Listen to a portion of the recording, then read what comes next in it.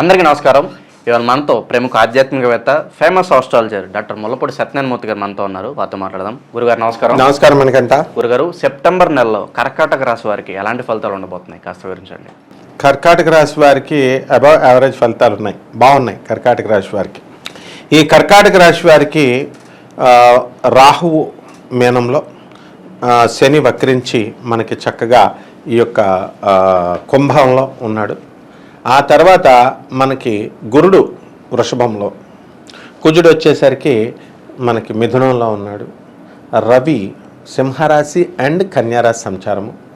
శుక్రుడు వచ్చేసరికి సగం రోజులు సెప్టెంబర్లో కన్యా, మిగతా సగం రోజులు కూడా తులాలో ఉండడం. ఇక బుధుడు వచ్చి కర్కాటకంలో ఉన్నది సింహరాశిలోకి వస్తాడు సగం రోజుల తర్వాత. ఇది గ్రహస్థితి. కేతు ఎప్పుడు కన్యారాశిలోనే ఉన్నాడు. దీనివల్ల ఏమైందండి అంటే మనకి ఈ యొక్క కర్కాటక రాశి వారికి అత్యద్భుతంగా ఉంది అని చెప్పాలి.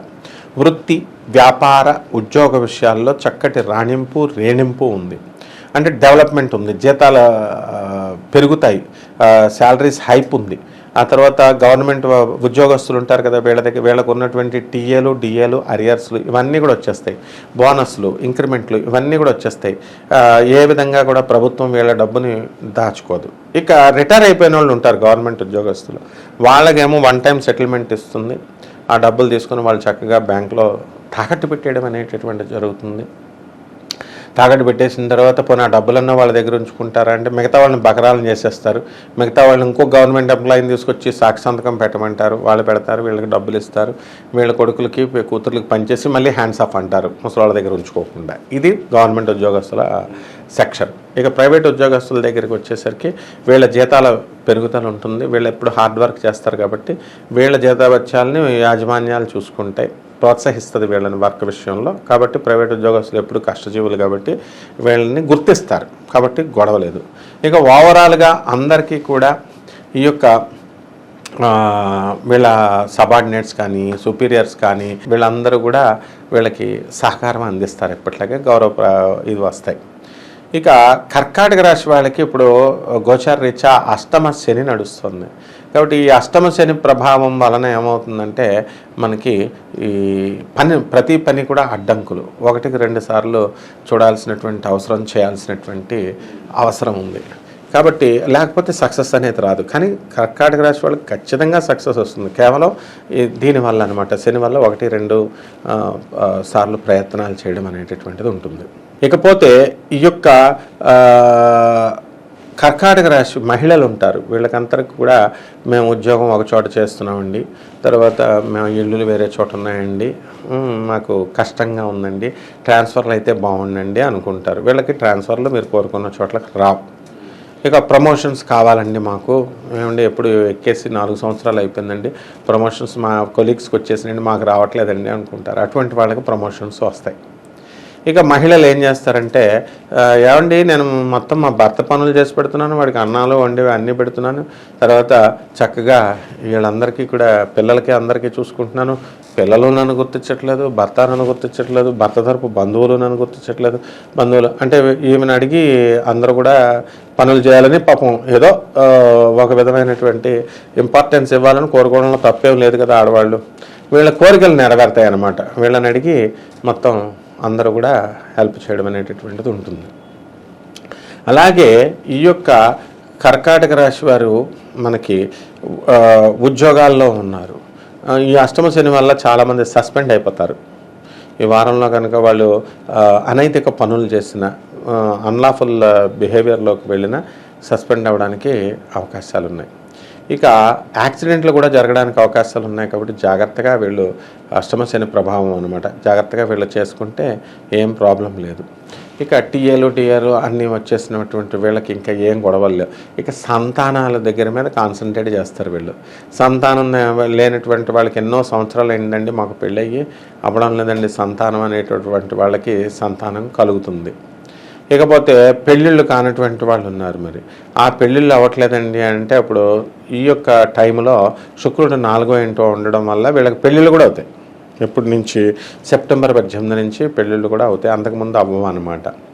సో అలాగే ఈ వీళ్ళు ఇల్లులు కొనుక్కోవాలండి, మాకు ఇల్లులు లేవండి అనుకునేటటువంటి వాళ్ళకి ఇల్లు కొంటారు వీళ్ళు.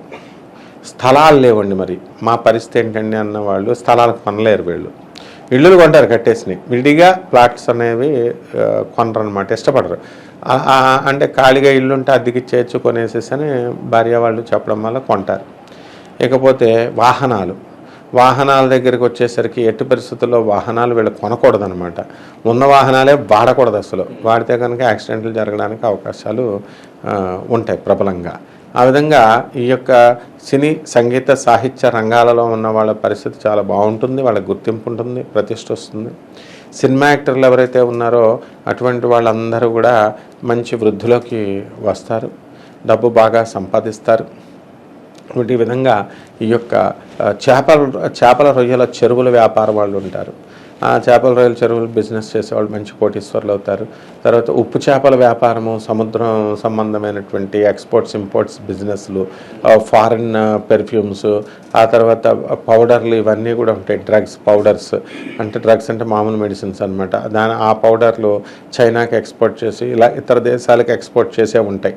నెక్స్ట్ ముఖ్యంగా ఈ కర్కాటక రాశి వారి పిల్లలకి వీళ్ళకి సరైనటువంటి మార్కులు రాకపోవడం వల్ల టెక్ మహీంద్రా లాంటి యూనివర్సిటీస్లో డబ్బులు కట్టి చేర్పించేస్తారు, వాళ్ళకి మెరిట్ లేకపోయినా సరే. ఇదంతా సత్యం అనమాట, ఇలాగే జరుగుతాయి.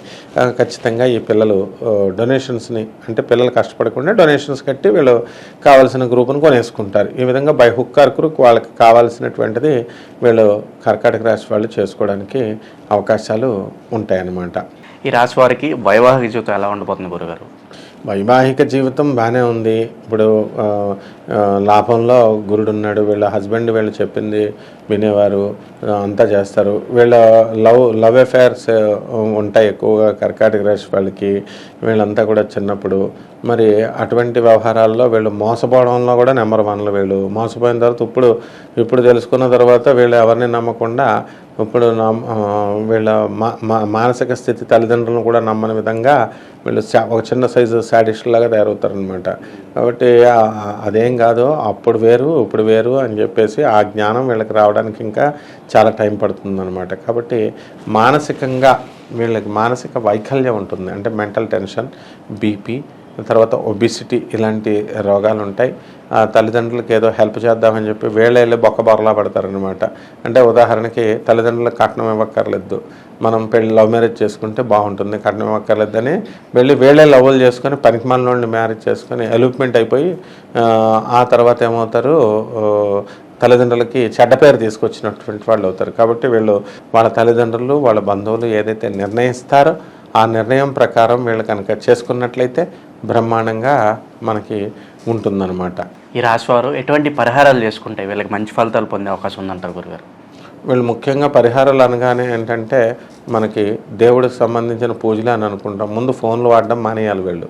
ఫోన్లు కూడా వాడకుండా ఉంటే పరిహారమే.